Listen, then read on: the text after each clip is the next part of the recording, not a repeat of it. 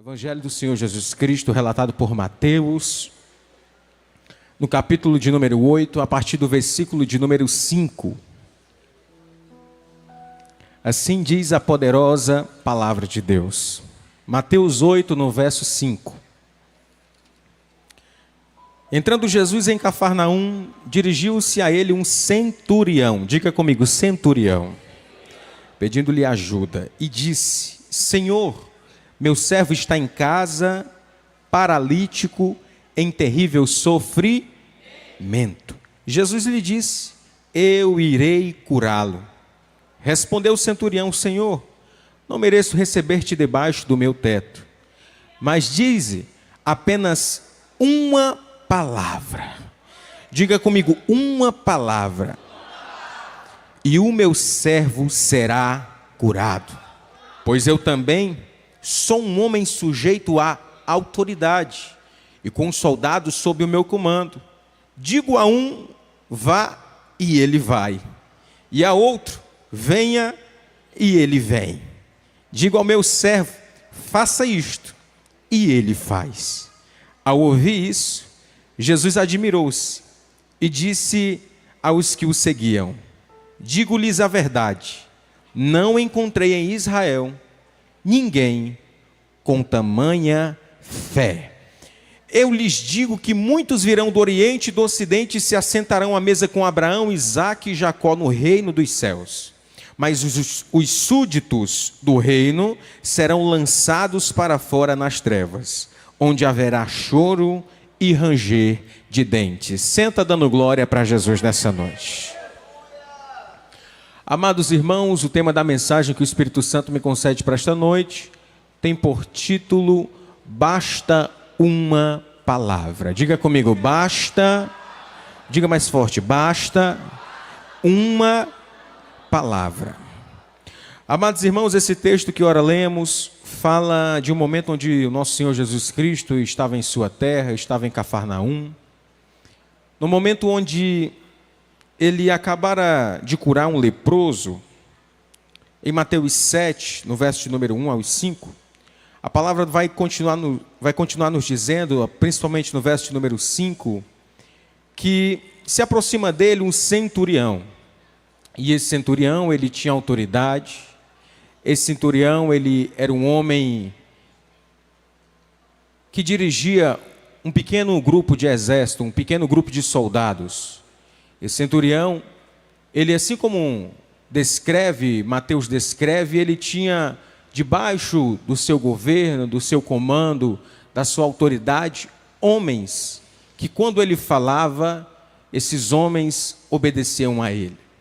E na vida, nós precisamos entender que todo ser humano, ele exerce algum nível de autoridade. O pai tem autoridade sobre os seus filhos, a mãe, da mesma forma. Um policial, dependendo da sua patente, ele tem uma autoridade sobre alguns soldados, ou sobre muitos soldados. Um comandante do exército, da mesma forma.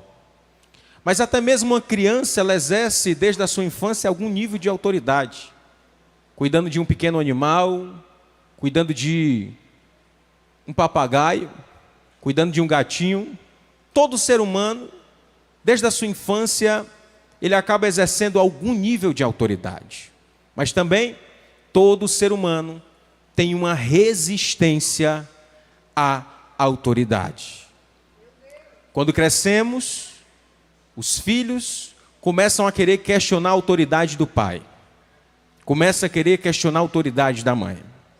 Muitas das vezes, pessoas na cidade questionam uma autoridade policial, questionam uma autoridade da terra. Mas nós precisamos entender que existe uma autoridade que ela é inquestionável. Existe uma autoridade que ela é infalível. E existe uma autoridade que todas as autoridades precisam se submeter a ela. Diga comigo, Jesus.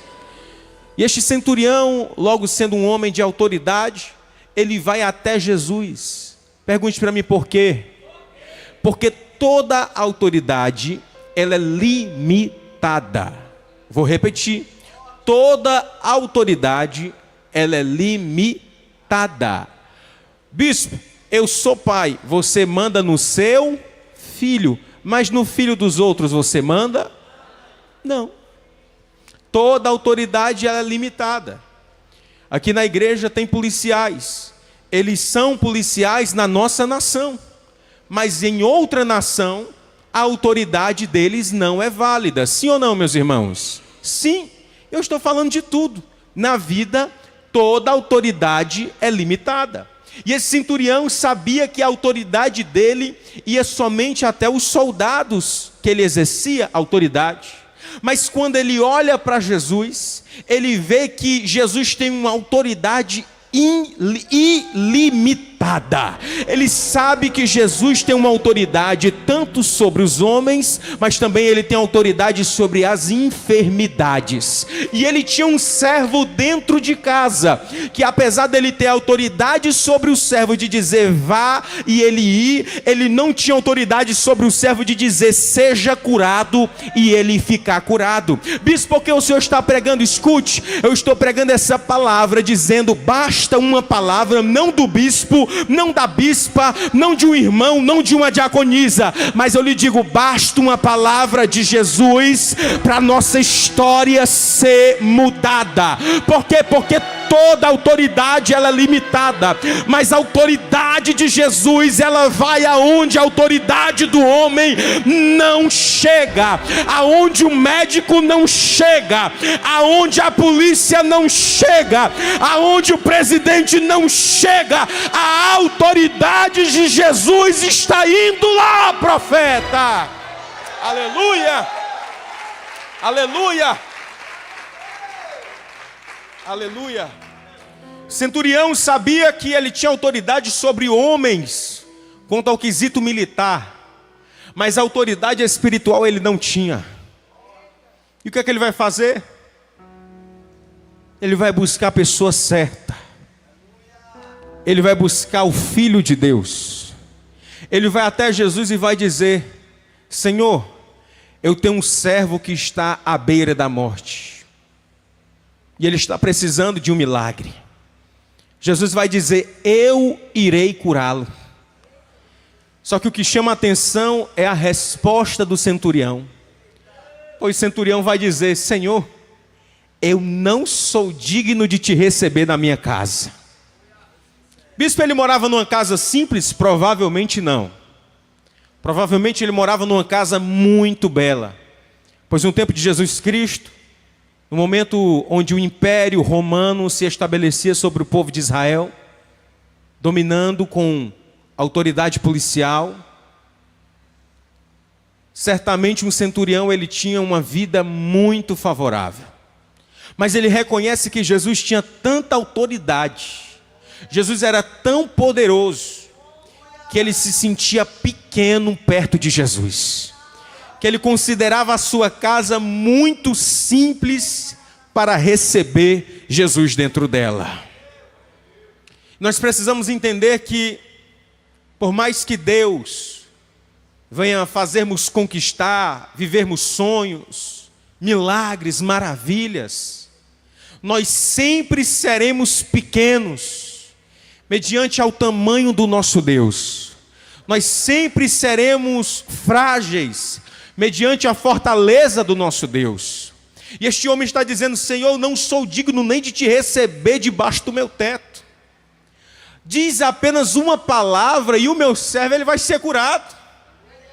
Pois tem homens que se sujeitam à minha autoridade, e eu também sou sujeito à autoridade, ele vai dizer. E nós precisamos entender que nós só vamos viver milagres da parte de Deus, nós só vamos viver as promessas da parte de Deus, se a gente reconhecer a autoridade que Deus tem sobre o nosso lar. Precisamos, nas nossas orações, dizer: Senhor, a minha casa, a minha família, o trabalho, é tudo teu, Senhor. Ah, bispo, mas eu sou tão bom. Ninguém é bom. Ah, bispo, eu sou tão importante. Diante de Deus nós não somos nada. E esse homem reconhece a grandeza de Deus. ele reconhece a grandeza do Filho de Deus, ele vai dizer: Senhor, eu não mereço nem te receber debaixo do meu teto. Diz apenas uma palavra, diga comigo, apenas uma palavra. E essa palavra aqui que está saindo não é da boca do homem, não é da boca do político, não é da boca da mulher, não é da boca da criança. Essa palavra está saindo da boca de Deus. Da boca de Deus. Basta uma palavra da boca de Deus para nossa história ser mudada. Basta uma palavra da boca de Deus. Existem homens que dizem assim: ah, se eu falei eu vou cumprir. Mas ninguém sabe do dia de amanhã. Ninguém sabe se amanhã vai estar vivo ou se vai estar morto. Mas se Deus liberar uma palavra ao meu respeito e ao teu respeito, uma coisa eu te digo, meu irmão: a tua história muda, a minha história muda. Por quê? Porque Deus manda em todas as autoridades que existem aqui debaixo da terra. Oh, aleluia. Aleluia. Olha para alguém e diga para o seu irmão: basta uma palavra da boca de Deus. Quando você for orar, faça essa oração: Senhor, basta uma palavra tua. Jesus, ele se admirou do centurião. Pergunte para mim por quê? Porque um homem que não era judeu, no nosso linguajar, um homem que não era crente, ele tinha noção do poder de Deus. O que é que o senhor está dizendo, bispo? Escute. Você sabia que tem feiticeiro por aí? Tem macumbeiro por aí? Tem bruxo por aí? Que acredita mais na autoridade de Deus do que nós mesmos? Eu já vi feiticeiro dizer assim: com esse crente aí, ninguém toca. Por quê? Porque o grandão está protegendo a vida dele. E quando é que nós não reconhecemos, quando é que nós não temos ideia da autoridade de Deus? Quando a gente diz assim: meu Deus, será que vai acontecer mesmo? Meu Deus, será que o Senhor vai mudar a minha história mesmo? O centurião está dizendo isso, não. O centurião está falando algo contrário a isso. O centurião está dizendo, um homem que não era crente, no nosso linguajar, que o judeu, no tempo de Jesus Cristo, era considerado os crentes da época, os descendentes da tribo de Judá, os filhos de Abraão, de Isaac e de Jacó. Mas escute, filho de crente, infelizmente, não é crente. Ele precisa ter um encontro com Deus. Escute, bispo, eu tenho um filho de 5 anos. O meu filho nasceu na igreja. Ele é crente automaticamente? Não. A gente precisa orar para que os nossos filhos tenham um encontro com Deus verdadeiro. Por quê? Porque às vezes a criança cresce na igreja, nasce na igreja, mas o pensamento, o desejo é de ir para o mundo, é de sair da presença do Senhor. E por que a criança tem isso? Porque o ser humano, desde o seu nascimento, tem a sua natureza caída. É a natureza adâmica. É a nossa tendência de sempre se voltar para aquilo que é mal. Mas o que me chama a atenção é que quando tem um dentro de casa, quando tem um homem ou uma mulher, assim como o centurião estava intercedendo pelo seu servo que estava à beira da morte, Jesus está disposto a fazer o milagre. Escute, eu não sei se o seu filho é crente, eu não sei se a sua esposa é crente ou se o seu marido é crente, mas se você veio nessa noite como centurião, se colocando na brecha e dizendo, Senhor, eu tenho alguém na minha casa que está precisando de um milagre. Se você crê, Jesus está visitando a tua casa agora, Jesus está visitando o teu filho agora, e eu ainda te digo mais, Jesus está visitando até o teu trabalho agora. Por quê? Porque o centurião era funcionário dele, era servo dele. Mas como o homem estava consagrando toda a casa dele, a empresa dele ao Senhor, Deus está dizendo: pois basta uma palavra, eu vou liberar a palavra e vai chegar lá a minha resposta, diz o Senhor. Aleluia, aleluia. Para guardar no seu coração, diga mais uma vez o tema dessa mensagem, diga: basta uma palavra. Basta uma palavra. Oh, aleluia. Quando uma pessoa ela tem autoridade, ela diz assim: vai acontecer, e acontece. Quando uma pessoa tem autoridade, ela diz assim: eu vou fazer algo por você, e ela faz. Por quê? Porque tem que ter autoridade. Porque o diabo é o pai da mentira. Porque ele fica envaidecendo o homem, dizendo que vai fazer isso e aquilo por ele, mas não pode fazer. O diabo vai dizer sempre para a pessoa que está perdida: você vai ser feliz. Mas ele não pode fazer a pessoa feliz. Ele diz que a pessoa vai ter casa, vai ter carro, vai ser... Só que Deus é que é dono do ouro e da prata. Sabe? Quando nós estamos na total dependência de Deus, Deus olha e vê a nossa necessidade, Ele supre a nossa necessidade, Ele dá descanso e Ele ainda faz além do que a gente pede e imagina. Nosso Senhor Jesus Cristo vai dizer: observem os lírios do campo, as aves dos céus, eles nem plantam, não cultivam, não regam, mas o Pai Celestial as alimentam. Ou seja, enquanto você está vivendo o propósito de Deus, Deus está cuidando da tua vida. A pergunta que eu faço é: você está vivendo hoje o propósito de Deus? Pergunta aí para o seu irmão: você está vivendo o chamado de Deus? Bispo, Deus me chamou para ser crente, e por que você não entregou a vida para Jesus? Deus me chamou para contar o testemunho, por que você não subiu nesse altar ainda? Deus me chamou para ganhar almas, por que você não evangelizou ainda? Cada pessoa que está aqui tem um chamado de Deus, amém, igreja? E quando o centurião entendeu que Deus lhe chamou para cuidar da vida deste homem, ele viveu o propósito de Deus. Escute, Deus sempre vai colocar alguém para você cuidar dela. Deus sempre vai colocar alguém para você cuidar dele. Deus não nos deu vida para a gente cuidar apenas de nós mesmos. Deus nos deu vida para a gente ser canal de bênção para a vida de alguém. Deus nos deu vida para a gente zelar pela vida de alguém. Deus está dizendo: basta alguém se posicionar na brecha de interceder. Porque hoje alguém veio para este culto e tem alguém na sua casa precisando de uma cura. Tem alguém na sua casa precisando de um livramento. E Deus está dizendo: enquanto você clama aqui, eu estou indo lá agora, diz o Senhor. Aleluia. Aleluia. Aleluia.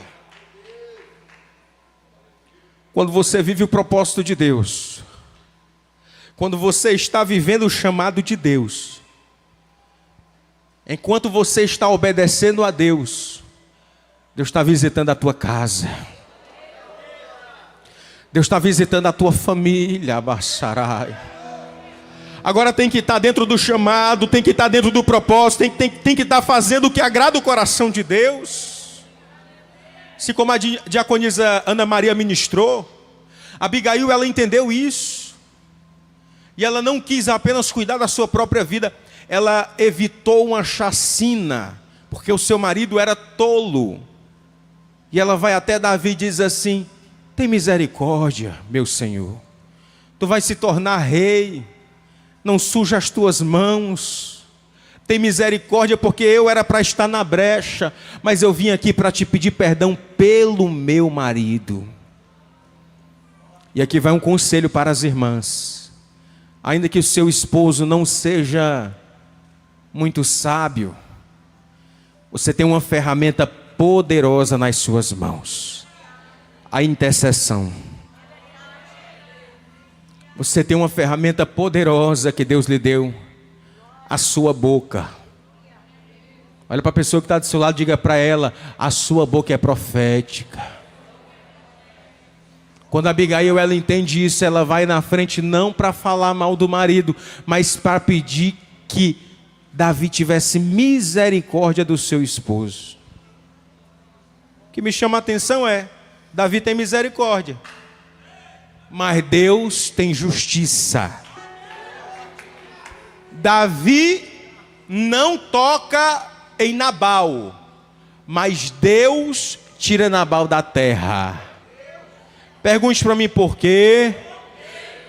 Porque tem homem que é tão tolo, que é tão ruim, que quando a sua esposa faz algo pensando no seu bem, ele não agradece, ele murmura. E Deus está vendo. Deus está vendo: bispo, meu esposo é meio grosseiro, deixa ele nas mãos de Deus. Eu vou pedir a morte. Se pedir a morte, chega nos 200 anos de idade. Se pedir a morte, chega nos 200 anos.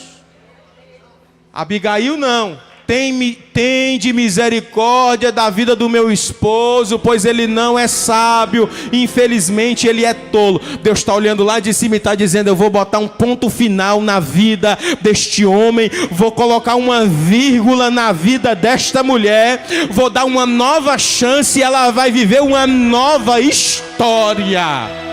Tem gente que veio para esse culto nessa terça-feira e Deus está dizendo: eu estou dando novas chances, eu estou escrevendo novas histórias, eu estou dando novas oportunidades.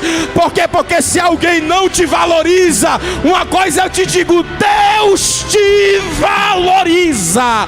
Se alguém não te honra, Deus tem poder para te honrar. E Ele está dizendo: eu estou cuidando das minhas servas, eu estou cuidando dos meus servos. Cadê os Davi aqui? Cadê as Abigail aqui? Dá um brado de glória. Oh, aleluia.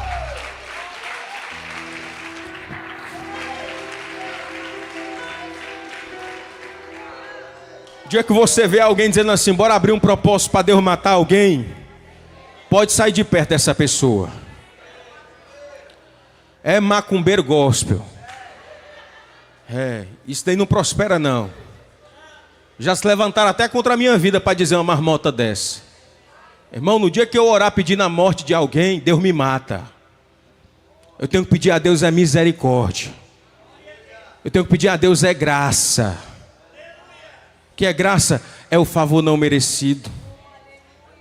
Quando o centurião ele chega na presença do Senhor Jesus, ele diz assim: Senhor, tu és homem de autoridade, Senhor. Oh, Senhor, eu também tenho autoridade. Eu digo a um vai, ele vai. Eu digo a um faça isso, ele faz. Ele está fazendo essa comparação para dizer: Senhor, se tu mandar, anjo vai ter que obedecer, a terra vai se sujeitar, vai tremer chão, a bactéria vai ter que sair, o câncer vai ter que desalojar, a macumba, o sapo que estava o meu nome lá vai ter que botar o nome para fora. A obra de feitiçaria, a vela que estava acesa vai ser apagada, a vela preta, vela vermelha, a sete sai, a pomba gira, o Zé Pilintra, o Exu malandro vai ter que bater em retirada, pois a tua autoridade todo homem tem que se sujeitar, e até os demônios se sujeitam à autoridade de Jesus. Oh, aleluia! Oh, aleluia! Autoridade, diga para o seu irmão: quem tem, tem. E quem não tem, não tem. A gente chegou 1h da manhã lá na casa de Guaramiranga. E eu perguntei: meu Deus do céu, como é que a gente vai entrar? 1h da manhã, o porteiro não vai querer deixar a gente entrar. Mas o dono da casa disse: quando ele chegar, abre o portão. né? Quando eu pensei em descer do carro, o porteiro já estava dizendo, pode entrar. Por causa de mim? Não, é porque alguém tem autoridade. É assim, meu irmão, quando você está na obediência, quando Deus está sobre a sua vida. Você não vai fazer nem força, Deus vai dizer assim, ó, eu já dei a ordem, abre a porta para ele, abre a porta para ela, ele vai passar, ela vai passar, ele vai viver o milagre, ela vai viver o milagre, quem está entendendo dá glória, oh aleluia, aleluia, aleluia, diga comigo, basta uma palavra. Fica de pé dando glória para Jesus nessa noite. Uma palavra, Jesus muda a nossa história. Uma palavra, Deus visita o nosso filho. Uma palavra. Até o amor, a admiração. Deus pode reacender nos corações. Escuta. Abigail investiu no seu casamento até o último segundo da sua vida. O seu marido não quis. Então Deus a honrou de outra forma. Uma coisa eu lhe digo nesta noite: invista na sua família todas as vezes que você puder. Ainda que a sua esposa não seja crente, ainda que o seu marido não seja cristão, invista todas as vezes que você puder. Ore todas as vezes que você puder. Porque Deus é justo. Diga comigo, Deus é justo. E a justiça de Deus vai chegar sobre as nossas vidas. Amém, igreja? Aqui eu pergunto, no meio desta igreja tão linda, tem alguém que deseja entregar a sua vida para Jesus? Existe algum corajoso, alguma corajosa, que diante dos homens tem coragem de vir aqui na frente do altar e reconhecer que tem falhado com Cristo, que talvez tenha sido tolo, tenha errado, mas deseja encontrar o perdão e a misericórdia na pessoa do nosso Senhor e Salvador Jesus Cristo de Nazaré? Esta é a oportunidade. A Bispa Isabel vai estar louvando a Deus, e se você quiser, vem aqui na frente do altar fazer uma aliança com Jesus.